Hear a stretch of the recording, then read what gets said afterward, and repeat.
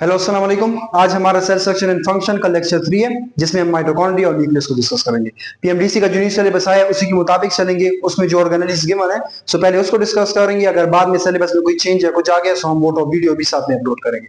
सो शुरू करते हैं सबसे पहले माइटोकॉन्ड्रिया को कि माइटोकॉन्ड्रिया क्या है। कह रहे हैं माइटोकॉन्ड्रिया वो ऑर्गेनाइज है जो यूकैरियोटिक सेल में पाई जाती है। ठीक है, प्रोकैरियोटिक सेल में नहीं पाई जाती, ये सिर्फ यूकैरियोटिक सेल में पाई जाती है। और यूकैरियोटिक सेल के अंदर भी जो रेड ब्लड सेल है उनमें नहीं पाई जाती। ठीक है, जो हाई स्पेशलाइज सेल्स है जैसे कि रेड ब्लड सेल हो गए उनमें ये नहीं पाई जाती। ठीक है, अब फर्स्ट टाइम जब माइटोकॉन्ड्रिया को देखा गया था वो मसल सेल्स में देखा गया था। ठीक है, फर्स्ट टाइम जब देखा गया था ना तो वो मसल सेल में देखा गया था। और किस फॉर्म में? ग्रेन्यूल्स की फॉर्म में, यानी ग्रेन्यूल्स की फॉर्म में मसल सेल में थे, तो उन लोगों ने इसको यहाँ पे सीन किया था फर्स्ट टाइम। शेप की बात की जाए तो ये वेजिकल टाइप होता है, रॉड शेप या फिलामेंट भी हम इसे कह सकते हैं, या सिलेंड्रिकल शेप भी हम इसे कह सकते हैं। ठीक है, सो इस टाइप की ये जो शेप है इसकी ये शेप होती है, वेजिकल भी हो सकती है, रॉड शेप, फिलामेंट या सिलेंडर की फॉर्म में शेप भी हो सकती है। ठीक है, इसी के साथ इसको power house of the cell भी कहा जाता है। ठीक है, पावर हाउस ऑफ सेल का मतलब क्या है? जो एनर्जी रिलीज करता है, जो एटीपी की फॉर्म में एनर्जी रिलीज करता है। क्योंकि माइटोकॉन्ड्रिया के पास अपना एटीपी सिंथेस होता है, इलेक्ट्रॉन ट्रांसपोर्ट चेन भी होता है। सो ये क्या करता है? एटीपी को जनरेट करता है, और जो चीज एटीपी को जनरेट करती है, एटीपी की फॉर्मेशन करती है, सो उसे हम क्या कहते हैं? पावर हाउस ऑफ सेल कहते हैं। इसी तरह यहाँ पे एक और इंपॉर्टेंट बात है कि माइटोकॉन्ड्रिया फर्टिलाइज है, जब एग फर्टिलाइज हो जाता है ना सो उसमें माइटोकॉन्ड्रिया होगा। सो इसमें एमसीक्यू पिछली बार भी आया था कि जो एग फर्टिलाइज हो जाता है तो उसके बाद उसमें जो माइटोकॉन्ड्रिया होते हैं वो कहां से आते हैं? सो ये मेंस कहां से आते हैं? ये मदर से आते हैं। जो एग है ना, एग में जो माइटोकॉन्ड्रिया होता है वो होता है, क्योंकि स्पर्म में माइटोकॉन्ड्रिया नहीं होता। ठीक है, एग में होता है। सो जब फर्टिलाइज हो जाता है तो जितना भी माइटोकॉन्ड्रिया है वो किससे होता है? वो मदर से आता है। ठीक है, सो फर्टिलाइज एग में जो माइटोकॉन्ड्रिया है वो सारा कहां से आया है? फ्रॉम मदर से आया है। ठीक है, माइटोकॉन्ड्रिया के अंदर ऑन जेनेटिक मटेरियल है, उसका अपना जेनेटिक मटेरियल है, उसमें आरएनए भी है, उसमें सर्कुलर डीएनए भी है, राइबोसोम भी है, और बहुत सारी चीजें। ठीक है, सो ये डायग्राम है, पहले थोड़ा डायग्राम को समझते हैं फिर इसे डिटेल से पढ़ते हैं। ये डॉट लाइक जो स्ट्रक्चर है ये राइबोसोम्स है। ये जो फोल्डिंग हुई है ये इनर मेम्ब्रेन है, और जो एक फोल्ड को, जो एक इनवर्ट की तरफ फोल्ड हुआ है ना उसको क्रिस्टा कहते हैं। अब यहाँ पे ये क्रिस्ट है, और जो पीछे जो हमने पढ़ा था एंडोप्लाज्मिक रेटिकुलम पढ़ा था, गोल्गी एपेरेटस पढ़ा था, वहां पे सिस्टर्नी था। ठीक है, सो यहाँ पे ये क्या है? यहाँ पे ये क्रिस्ट है। ठीक है, साथ में इसमें ये वाली आउटर मेम्ब्रेन है, यहाँ जो सर्कुलर टाइप है ये सर्कुलर डीएनए है। ठीक है, ये इनर मेम्ब्रेन हो गई। ये जो है ये क्या है? इलेक्ट्रॉन ट्रांसपोर्ट चेन है, जो इलेक्ट्रॉन कैरियर का काम कर रहे होते हैं। सही है, ये पे एटीपी सिंथेस है जिसे F1 और F0 भी कहते हैं, और ये एटीपी की सिंथेसिस करता है, एटीपी की फॉर्मेशन कर रहा होता है। जो दो आउटर मेम्ब्रेन इनर मेम्ब्रेन जो है उनके बीच में जो स्पेस है उसको इंटर मेम्ब्रेन स्पेस कहा जाता है, और जो इनर मेम्ब्रेन जो इनफोल्डिंग अंदर की तरफ हो गई है उसके अंदर जो हिस्सा है पूरा जो जेली लाइक होता है उसको हम मैट्रिक्स कहते हैं। ठीक है, अब थोड़ा और इसे समझते हैं कि ये जो होता है माइटोकॉन्ड्रिया डबल मेम्ब्रेन है। ठीक है, और हर जो मेम्ब्रेन है वो क्या है? लिपिड बाइलेयर से बनी है। सही है, ये लिपिड बाइलेयर से बनी हुई है। आउटर मेम्ब्रेन, पहले आउटर मेम्ब्रेन की बात करते हैं। सो ये वाली आउटर मेम्ब्रेन है, और आउटर मेम्ब्रेन क्या है? स्मूथ है, और सीव लाइक मतलब इसमें स्मॉल स्मॉल होल्स होते हैं, और उन होल्स को हम क्या कहते हैं? वो पोरेंस होते हैं, पोरेन प्रोटीन से बने होते हैं, और ये क्या करते हैं? ट्रांसपोर्ट ऑफ मॉलिक्यूल्स करते हैं। मतलब कोई मॉलिक्यूल अंदर आना है सो वो फ्रीली परमिएबल है, फ्रीली मॉलिक्यूल डायरेक्टली अंदर आ सकते हैं, यानी जो मॉलिक्यूल अंदर आना हुआ वो डायरेक्टली क्या हो जाएगा? अंदर आ जाएगा। इसी तरह अगर इनर मेम्ब्रेन की बात की जाए, इनर मेम्ब्रेन ये वाली है जो अंदर की तरफ क्या हुई है? फोल्ड हुई है। सो इसमें हम कह देंगे कि फोल्डेड इनवर्ट जो क्या बनाता है? क्रिस्टल बनाता है। ठीक है, सो इसमें एमसीक्यूज आ सकता है कि माइटोकॉन्ड्रिया में जो इनवर्ट फोल्डिंग होती है उसे क्या कहते हैं? उसे हम सिंपली क्या कहते हैं? उसे हम क्रिस्टल कहते हैं। सही है, इसमें क्या पाया जाता है? इनर मेम्ब्रेन में इसमें एटीपी सिंथेस भी पाया जाता है, F0 F1 पार्टिकल जो यहाँ पे मैंने ड्रॉ किया है। सही है, साथ में इसमें क्या पाया जाता है? ये सेमी परमिएबल है।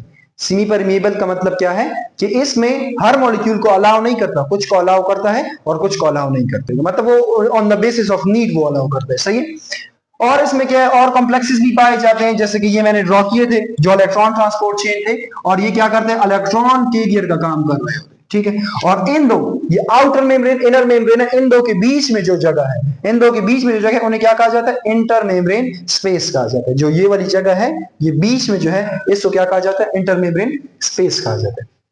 अब थोड़ा मैट्रिक्स को डिस्कस करते हैं। ठीक है, मैट्रिक्स क्या है? जेली लाइक है। सबसे पहले तो जेली लाइक है, इसमें क्या क्या पाया जाता है? इसमें सर्कुलर डीएनए हो गया। ठीक है, सर्कुलर डीएनए हो गया, आरएनए हो गया, राइबोसोम हो गया। ठीक है, ये सारा कुछ पाया जाता है। साथ में कह रहे हैं क्योंकि इसमें राइबोसोम पाए जाते हैं ना, सो राइबोसोम का फंक्शन क्या है?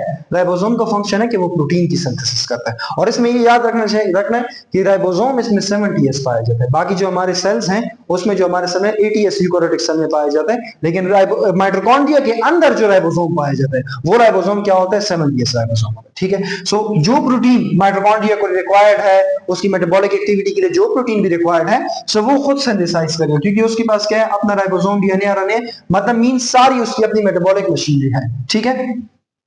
इसमें और क्या पाया जाता है? मैट्रिक्स के अंदर ऑक्सीडेटिव एंजाइम भी होते हैं, कोएंजाइम हो गए, ठीक है, ऑर्गेनिक साल्ट हो गए, इनऑर्गेनिक साल्ट हो गए, जो किसके लिए इंपॉर्टेंट होते हैं? एरोबिक रिस्पायरेशन, एरोबिक रिस्पायरेशन, पेप साइकिल हो गई या इलेक्ट्रॉन ट्रांसपोर्ट चेंज हो गई, ठीक है। सो उसकी जो सॉल्ट या जो भी रिक्वायरमेंट है वो इसमें क्या होता है? अवेलेबल होता है। और ये हमें क्या प्रोवाइड करता है? एनर्जी प्रोवाइड करता है। किस चीज को? सेल को एनर्जी प्रोवाइड करता है। अच्छा, एक और इंपॉर्टेंट बात है कि ये सेल्फ रेप्लिकेटिंग ऑर्गेनली है, सेल्फ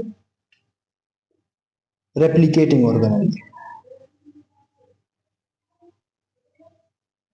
ये सेल्फ रेप्लिकेटिंग ऑर्गेनल है, ये खुद ब खुद डिवाइड हो रहा है, मतलब इसका नंबर इंक्रीज हो रहा होता है। और माइटोकॉन्ड्रिया जो सेल ज्यादा एक्टिविटी कर रहे होते हैं, मतलब जो ज्यादा कॉन्ट्रैक्ट करते हैं या ज्यादा मूव करते हैं, उन सेल में ज्यादा माइटोकॉन्ड्रिया पाए जाते हैं एज कंपेयर टू जो लेस एक्टिव सेल, सही है। और जो ये सेल्फ रेप्लिकेटिंग रेप्लिकेट कर रहे होते हैं, ये फ्यूजन के प्रोसेस से रेप्लिकेट कर रहे होते हैं, by process of fission. So fission के थ्रू ये अपने नंबर को क्या कर रहे थे? इंक्रीज कर रहे थे। सो ये सेल्फ रेप्लिकेटिंग ऑर्गेनल हो गई। सो ये सारा कॉन्सेप्ट था माइटोकॉन्ड्रिया के बारे में, जो मैंने केपी, फेडरल और पंजाब टेक बुक से उठाया है। और एमसीक्यूज इंशाल्लाह इसी में से होगा। मेन इसी से एमसीक्यूज होंगे, थोड़ा आगे पीछे कर सकते हैं, लेकिन एमसीक्यूज इसी से होगा। नेक्स्ट हम न्यूक्लियस को डिस्कस करते हैं कि उसमें क्या इंपॉर्टेंट पॉइंट्स हैं और उसमें किस टाइप के एमसीक्यूज आ सकते हैं।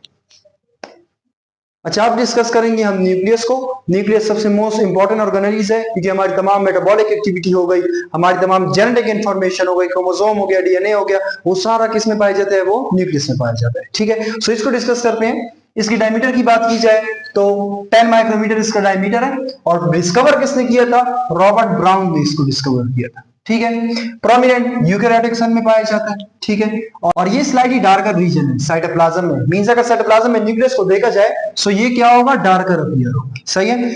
एनिमल सेल की बात की जाए सो एनिमल सेल में ये सेंटर में पाया जाता है, ये बिल्कुल बीच में सेंटर में पाया जाता है। जबकि प्लांट में ये क्या होता है? सेंटर से थोड़ा साइड पे चला जाता है, ठीक है, पेरिफेरल रीजन पे चला जाता है। किस वजह से? क्योंकि उसमें लार्ज वैक्यूल होता है। सो प्लांट सेल में पेरिफेरल रीजन पे पाया जाता है, जबकि एनिमल सेल में ये क्या होता है? सेंटर में पाया जाता है। हाँ, ये बात है कि मसल सेल जो है, मसल फाइबर सेल है, उसमें ये सेंटर में नहीं पाया जाता, ठीक है। सो उसमें वो थोड़ा आगे पीछे होगा, लेकिन जो बाकी तमाम सेल एनिमल के, वो कहां पे पाया जाएगा? सेंटर में पाया जाएगा। और प्लांट में साइड में पाया जाएगा। किस वजह से?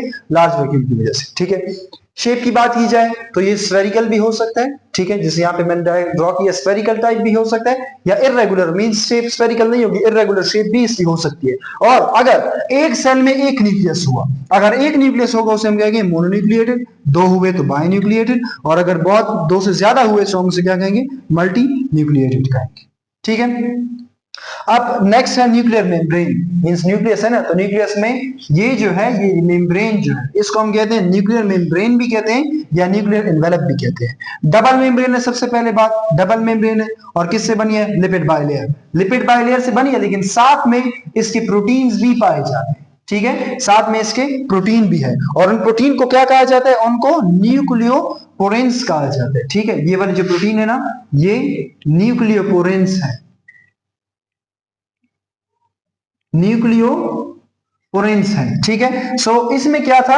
लिपिड बाइलेयर भी है, और लिपिड बाइलेयर के साथ साथ में प्रोटीन भी पाया जाता है, मींस वो एक साथ मिलकर पाए जाते हैं उसमें, सही है। सो न्यूक्लियर पोरेन का फंक्शन क्या होगा? इसका ट्रांसपोर्ट ऑफ मॉलिक्यूल, मींस ये ट्रांसपोर्ट में इन्वॉल्व होगा। आरएनए, प्रोटीन, वो न्यूक्लियस के बाहर आएंगे, क्योंकि वहां पे आरएनए सब कुछ बन रहा है न्यूक्लियस के अंदर, वो बाहर आएंगे। जबकि जो कार्बोहाइड्रेट, लिपिड जो न्यूक्लियस को रिक्वायर्ड है, वो क्या होंगे? वो इनसाइड मूवमेंट करेंगे, ठीक है। साथ में ये स्ट्रक्चर आपको नजर आ रहे होंगे, ये टाइप। सो ये क्या है? नेटवर्क लाइक स्ट्रक्चर है, इसको न्यूक्लियर लेमिना कहा जाता है। और इसका मेन एक ही फंक्शन है कि ये सेल की शेप को मेंटेन रखते हैं, ठीक है, कि सेल की शेप स्फेरिकल है तो स्फेरिकल मेन उसकी क्या रहे? शेप रहे, सही है। साथ में मैं थोड़ा डायग्राम को और समझा दूं। ये जो रीजन है, ये रफ एंडोप्लाज्मिक रेटिकुलम है, ठीक है, रफ एंडोप्लाज्मिक रेटिकुलम है न्यूक्लियस के साथ। और ये ऊपर जो स्फेरिकल टाइप है, ये राइबोसोम्स है, बीच में जो है ये न्यूक्लियोप्लाज्म है, और ये ब्लू टाइप आप देख रहे हैं, इसे क्या कहते हैं, क्रोमेटिन, जो फिर बाद में क्रोमोसोम में कन्वर्ट हो जाए। ठीक है, सो न्यूक्लियोप्लाज्म को डिस्कस करते हैं कि सेंटर में जो फ्लूइड टाइप है जो ट्रांसपेरेंट है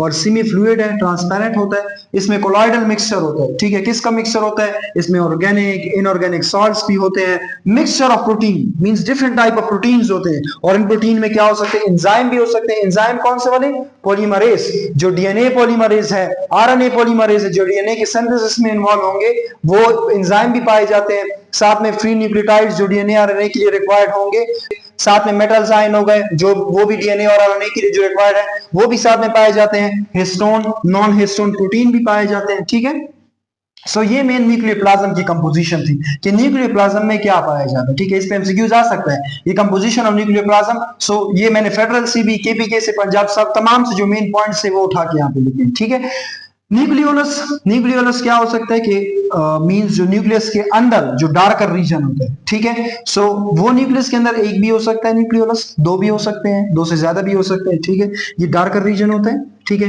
इसके इर्द गिर्द मेम्ब्रेन की बात की जाए, सो इसके इर्द गिर्द कोई भी मेम्ब्रेन नहीं थी, नो मेम्ब्रेन इसके इर्द गिर्द होती है। और ये क्या होता है, इंटरफेस, जब ये सेल डिवीजन की प्रोसेस होते हैं ना, सो उसमें इंटरफेस में ये अवेलेबल होता है, अपीयर होता है। जबकि जब ये डिसअपीयर, जब सेल की डिवीजन हो रही होती है उस दौरान ये क्या हो जाता है, डिसअपीयर, यानी माइटोसिस हो रही है या मियोसिस जो भी हो रही है, सो उस इंटरफेस की प्रोसेस में ये अपीयर होता है। जबकि जब जैसी सेल डिवीजन स्टार्ट हो जाती है वो क्या हो जाता है, डिसअपीयर हो जाता है। सो ये मेन बातें थी न्यूक्लियस के बारे में, न्यूक्लियोप्लाज्म के बारे में, न्यूक्लियोलस के बारे में।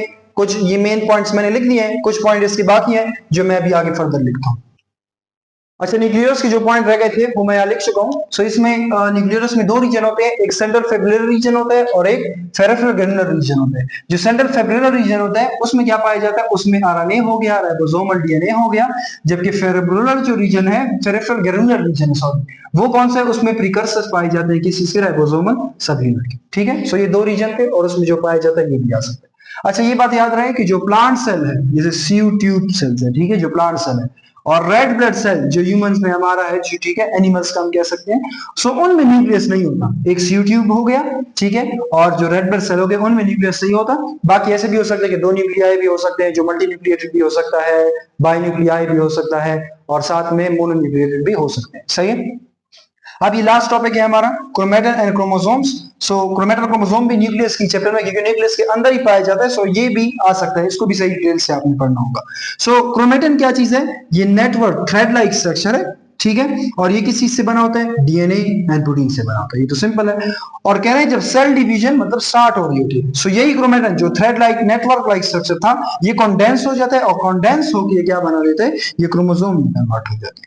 ठीक है, अब क्रोमोसोम में जितने भी जो स्ट्रैंड जो होते हैं, उन स्ट्रैंड्स को हम क्या कहते हैं, क्रोमेटिड्स कहते हैं। ठीक है, जैसे यहाँ पे दो स्ट्रैंड्स हैं, सो इन स्ट्रैंड्स को हम क्या कहते हैं, क्रोमेटिड कहते हैं। और ये आपस में क्रोमेटिड जो है वो आपस में ज्वाइन होते हैं। ठीक है, ये मेन जो सेंटर रीजन है जिसे सेंट्रोमियर कहा जाता है, तो जिस पॉइंट पे ये आपस में ज्वाइन होते हैं उस रीजन को हम क्या कहते हैं, सेंट्रोमियर कहते हैं।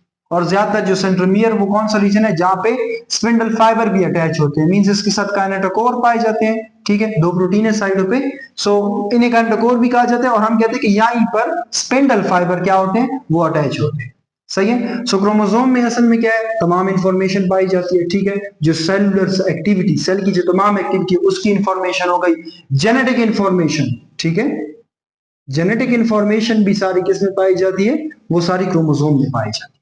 सही है, अब यहाँ पे देखा जाए तो एक और कॉन्स्ट्रक्शन, अच्छा ये वाली जो कॉन्स्ट्रक्शन है ना, इसको यहाँ पे इसे प्राइमरी कॉन्स्ट्रक्शन भी कहा जाता है। ठीक है, ये प्राइमरी कॉन्स्ट्रक्शन है, और क्रोमोसोम में जैसे यहाँ पे एक दोबारा कॉन्स्ट्रक्शन हुई है, इसको हम कहते हैं सेकेंडरी कॉन्स्ट्रक्शन। ठीक है, इसे हम क्या कहते हैं, सेकेंडरी कॉन्स्ट्रक्शन, या न्यूक्लियर ऑर्गेनाइजर भी हम इसे कहते हैं। ठीक है, मतलब सेंटर के अलावा जो जगह पे होती है उसको कहते हैं। सही है, एंड जो साइड स्ट्रक्चर होता है बिल्कुल एंड पे, ठीक है, ये नॉब लाइक स्ट्रक्चर जो यहाँ पे है, ठीक है, इस जगह पे जो है इसको हम क्या कहते हैं, इसको हम सैटेलाइट कहते हैं। सही है, यहाँ वाले जो रीजन है, और इससे आगे जो मींस एंड, बिल्कुल एंड आ गया, उसे क्या कहते हैं, टेलोमियर कहते हैं। सही है, और इसका फंक्शन क्या है कि ये दो स्ट्रैंड है, ये आपस में अटैच ना हो, ये प्रिवेंट करता है इनकी अटैचमेंट को। सही है, जो यूजलेस सीक्वेंस ऑफ डीएनए उसे हम क्या कहते हैं, हम जंक डीएनए कहते हैं, मतलब यूजलेस है।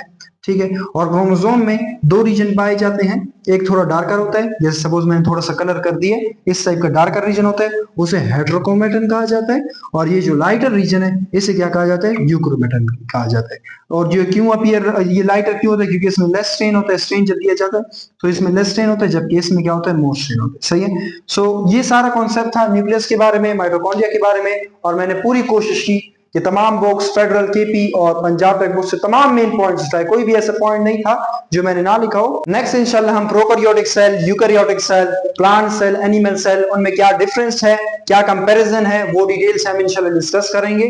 आज के लिए इतना ही। आप बस मेहनत करें तमाम बुक्स को, अगर तमाम बुक्स अवेलेबल है तब तो ठीक है, वो भी सारी स्टडी करें। अगर सारी बुक्स नहीं अवेलेबल तो सिर्फ आप अपनी टेक्स्ट बुक को पढ़ें और साथ में जो मैं मेन पॉइंट्स लिखवा रहा हूं वो आप साथ में बस डिस्कस करें। इंशाल्लाह आपके 68 आउट ऑफ 68 मार्क्स आएंगे। सो कोशिश करते रहें इंशाल्लाह, अल्लाह से बस दुआ भी साथ में करते रहें, इंशाल्लाह आपके बहुत अच्छे मार्क्स आएंगे।